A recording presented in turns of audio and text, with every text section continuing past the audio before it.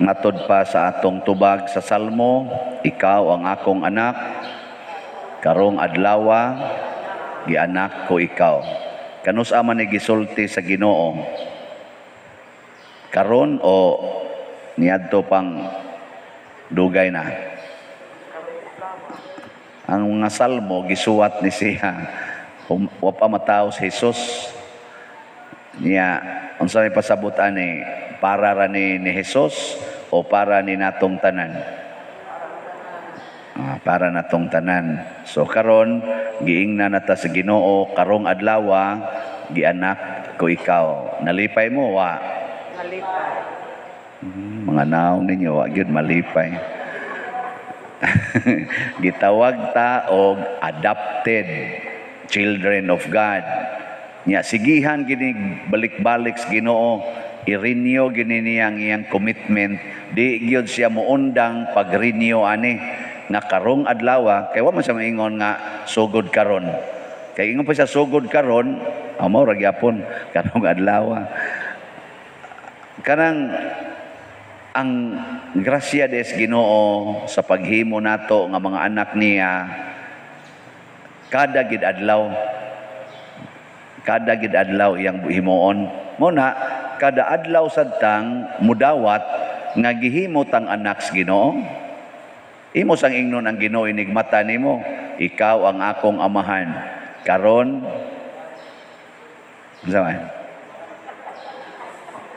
ingon sa ikaw ang akong anak, karon gianak ko ikaw. Ingon sa ikaw ang akong amahan, karon amahan ko ikaw. Ana. Onya, og mao na imong isulti, kinsa man roy imong sundon nga pulong sa imong bana, sa imong asawa, sa imong ginikanan o ang pulong sa Ginoo nga imong amahan? Ang pulong sa Ginoo. Sa Ginoo. Maayo. Nanyaron kung naglagot ka sa imong bana, inighuman nimog sulti, karong adlaw amahan ko ikaw. Nya naglagot ka sa imong bana, kay porting sugarula, nya panahos pista, hubog yung maayo. Kadlaw na raba mahuman. Lagot kay ka.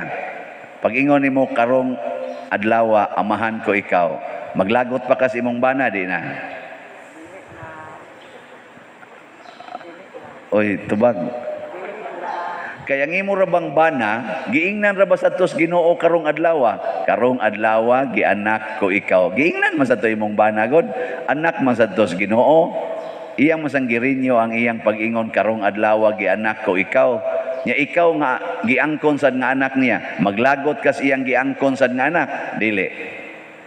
Ug makasabot ka ani di na ka maglagot oy. Nya katong nangawat sa inyong balay, atong kawatan ba nga manuyopay kayo, ning giingnan sa tos Ginoo karong adlaw gianak ko ikaw.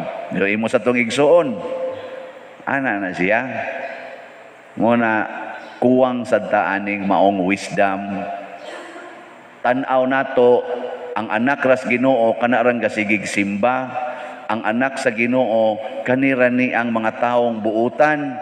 Dili oy, si Jesus pagdupa niya sa cross, pagpakamatay niya, sigon sa gihisgutan diri sa unang pagbasa, gihimo to ni Jesus para sa tanan, apil nas nagpatay niya.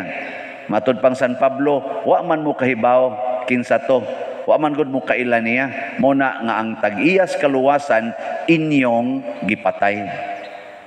Pero para tos tanan kang Kristo, maobitang pagdupa niya sa cross, niingon siya sa iyang mga katong nagpatay niya, amahan ko, sa tiyang isulti, amahan ko, sus, wag kalibutan, hapit na lang mga matay, wag po kay ba, amahan ko, pasaylua sila, kay wa masayod sa ilang gibuhat. Wa sila masayod nga karong adlaw gihimo nako silang mga anak. Wa sila masayod nga karong adlaw gihimo nako silang mga igsuon. Ila kong gipatay. Mo nagipahinomduman ni San Pablo nga pagbasol mo natuman mangyod ang kasulatan, pero kamo mo'y hinungdan nga nituman ani. So nakasa mo, amo na pagbasol mo, iyang giingnan. Pasabot mo rin niyo punta. Nya karon unsaon man nato pagrinyo, mosunod sad tas kinaiya ni Kristo ang atong manluluwas, ang anak sa Dios nga bugtong nga nagpakatao para motipo nato, mosunod sad ta niya. Ngano man, kay kun di ta mosunod siyang batasan, di sa ta kasud og langit. Munang ningon si Kristo sa atong ebanghelyo, ako mao ang dalan, ang kamatuoran og kinabuhi, walay makaadto sa amahan nga dili moagi nako. Pero nindot kay siya assurance, muuna ko ninyo didto nya mag-andam kog lugar para ninyo.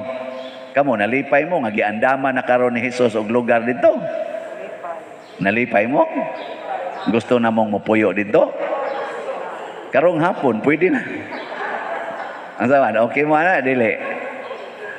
Nganaw, lingo-lingo, so, dito siya na mahimo pa dire. Maunay atong kabuang, nga naman, kita manggoy mag-andam og lugar para nato. Mangigi pagyudta, mangaway pagyutag maayo, kay nag-andam tag lugar para nato, dinhis kalibutan. Nya giilad-ilad ta ani kay ngano man bisag unsaon panibog panindot ng imong lugar nga giandam kanang imong balay kanang imong unsa pa na dihang imong gipang-andang mapurting nindota muinding ra gyud ka sa lungon or anha ba ka nang mga orn depende sa imong mga kaliwat ug unsa sila ka way klaro. Bita, wa man ginay klaro, sinan ka, imong ginikanan, imong ipakrimit. Ako pare, akong lawas, gigamit na kong dupa-dupa, siging hatag sakramento, niya inighong ikamatay na ako, moingon ako, ikrimit ko ha. Wa sa ko'y respeto sa akong lawas, nga gigamit na ako para sa akong ministry. Wa mo kasabot ana. Sa ato pa, bisag unsaon pa natog panindot, maabog ra gyud ka. Muna sultihin ang imong tupad ya. Ayaw na lag panindot sa inyong balay. Sige, ina. Ing na dayon, ayaw na lag panindot sa inyong balay day. Muinding ra kas lungon. Muinding ra kas abo. Karon unsa mang balaya ang tinuod yung nindot, ang giandam ni Hesus. Kay bisan pag maabot ta dinhi, bisan pag madugta ta dinhi, tuwa siya giandam nga nindot kay balay nga matod pa niya aron bisan asa ako ato usab kamo. Gusto gid is Ginoo nga kitang tanan mahimo niyang barkada, kuyog niya.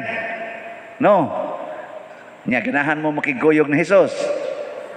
Sige, kamatay dayon. Aron adto na ka didto. Na si San Jose, kani San Jose, mao ni ang atong model. Nakigkuyog siya ni Hesus dinhis kalibutan, ug wa siya mawili sa iyang kinabuhi dinhis kalibutan. Ngano man, hasta siya si San Jose nakasabot kaayo nga di ni mao ang tinuod nga kinabuhi. Agianan ra ni way, mo na ningos Kristo, I am the way. Agianan ra. Muna si San Jose, wag gi-record diha nga purti niyang problemaha sa diyang hapit na siya mamatay. Kay batanon pang iyang anak, ang iyang asawa batanon pasad, pwede pa magbinyog lain. Nya siya mo'y protector sa ilang pamilya, siya mo'y nagatiman sa ilang pamilya. Unya karon mamatay siya una, moingon to siya nga, Lord, ayaw sa Lord kay sus, unsaon unya ni siyawa ning akong mga kining akong asawa o kining akong anak, ako ra bay imong gipili nga protector aning pamilyaha. Nya moatake ra bagyong yawa dinhi, nya imo kong patyon. Wa si San Jose na problema. Ngano man, wa man sad siya motuo nga mamatay siya. Ang iyang gituhuan, magpabilin siyang buhi didto sa kiliran sa amahan. Og ang iyang gahom, og ang gahom sa amahan, magpabiling buhi dinhis kalibutan. Mao na nakanindot, maubitan na kadang uban, moingon dayon, Pader, ay lang sa Pader, gagmay pa akong mga anak, Pader, kinsa na malay muhatag nilag kaugmaon, buangon ka. Ngano man di ay, di ka kahatag, ugmain kaugmaon sa imong mga anak, bisag tuwa na kas langit. Makahatag ka, dili. Kusga. Kana mo importante. So ang nindot nga kamatuoran nga kinahanglan ko isip inahan, isip amahan, malangit ko. Kay mauni ang maayong kaugmaon sa akong mga anak. Malangit ko. Ay mo pangambisyon nga daghanon ni nako akong kwarta, ninduton ko ni akong balay, nindaghak dakuon ko ni akong yuta, kinahanglang makapaeskwela gyud ko ani nila, kay baon ni ang maayong kaugmaon, binuang kana, di na tinuod. Kay daghang kay dangdag ko grado, way mga batasan. Kusog kay mangurakot, kusog kay manglupig silang isig katao, kusog kayong muabuso sa mga minors. Bisan pagani ang mga pobre, pamatyon pa nila. Tagas na grado ang uban ana. Dagko na silang mga balay, daghan na silang kwarta, pero purting mo patay sa ilang isig katao, sa dungog ug sa lawas. Way mga batasan. Kusog kayong mudagmal sa mga butang sa ilang isig katao. Mga tikasan kayong dagko. Nasa noy tagas kay grado nga purti sang buotana. Ngano man, kay gitudluan nga naay langit. Nangambisyon nga malangit. Kamo, unsa man inyong ihatag nga assurance sa inyong mga anak? Ang kalibutan o ang langit? Ang langit. Gigos ka. Unsay inyo rong gipaningkamutan para sa inyong mga anak? Ang kalibutan nga munindot para nila o ang langit? Langit. Tanawa ng bata nga gustong malangit. Bata ba? Di ba musabat na nimo grosaryo, bisan paggamay kay na, biyaan na niyang computer, biyaan na niyang cellphone, kay magrosaryo. Gusto mang malangit. Unya, unsa may mahimong kaugmaon anang bata nga mibiya sa cellphone, mibiya sa computer para musabat nimo grosaryo. Unsa may kaugmaon ana? Bati o nindot? O aron kundi ka magrosaryo, kay busy kay kas imong business, dagko kay kag mga negosyo inana, makarosaryo ng imong anak. Magsige ra nagduwag cellphone. Unya unsa may kaugmaon ana? Ambot lang. Mao na siya. Kung ang imong ambisyon nga malangit ka, nya ang imong anak babay high school na. Gusto sad siyang malangit kay natakdan sad siya nimo. Wa siya kwarta nga dako, igo ra makakaon. Pero iyag yung i-value ang purity and virginity, lawas og kalag. Ang sawan, maayo nagkaugmaon o bati? Oh, naraman din na. Hala sige, tagaig yung daghang kwarta, sakyanan, makadate sa iyang uyab, ana, pablan sa buhok, panindo tiri, pakita-kitas, pusod, ana, ato kuyog sa uyab. Pero purting kwarta, saman, may nagkaugmaon, dili. Ambot lang. Basta niingon si Kristo, I am the way, the truth, and the life. Kung wa gitas Ginoo, impas kita. Mao na, matod pa sa atong tubag sa Salmo. Ano sa to? Ikaw ang akong anak. Karong adlawa, gianak ko ikaw. Ano sa itong tubag? Ikaw ang akong amahan.